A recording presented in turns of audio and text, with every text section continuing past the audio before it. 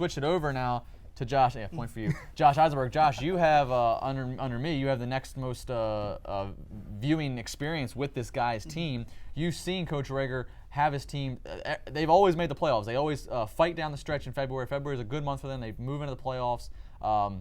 What is your look at this? Obviously, it's very hard for him now to communicate to these young guys. You know, it wasn't hard when you had Chevis Whipple or Denny DePasquale. They knew what it meant to win. This team doesn't. This team is very green, very young, and there's two factors that I see that is struggling. The lack of scoring at the point guard position. Gary Houston, when they were winning, Gary Houston was averaging 15 to 20 points per game. When he gets in foul trouble, you bring in Franco Sebastiani, who, you know, he's a good point guard, but he's still very young. He doesn't have that college experience. Another thing as well, where's the bigs for this team? Their big is 6'5", John Geiger. You know, you have Dante Anglin and Townsend at 6'6" and 6'7". You have those guys, but there's no legitimate big man inside who controls the paint every game.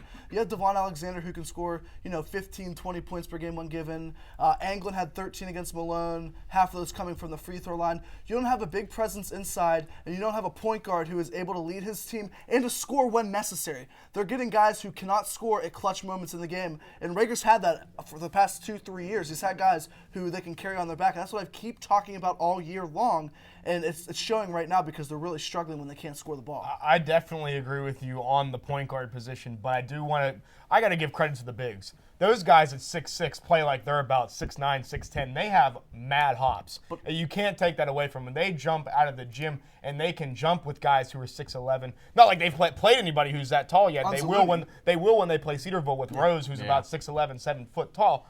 But again, Townsend has filled in pretty well for them. He's had double-doubles in about 2 or 3 straight games, 16 and 16 against Roberts. Another good one against, his points weren't there against Houghton. His rebounds were. In that game against Roberts that we really overshadowed, they out-rebounded Roberts by over 20 rebounds. Pioneers had more rebounds than Roberts had points. Yeah. 59 rebounds compared to 57 points. And a side note to Daniel Rose, which we'll touch on later. Daniel Rose only starting 2 of the games so far this season, so they are really bringing him off from the bench, waiting for the starting 5 to get down a little bit.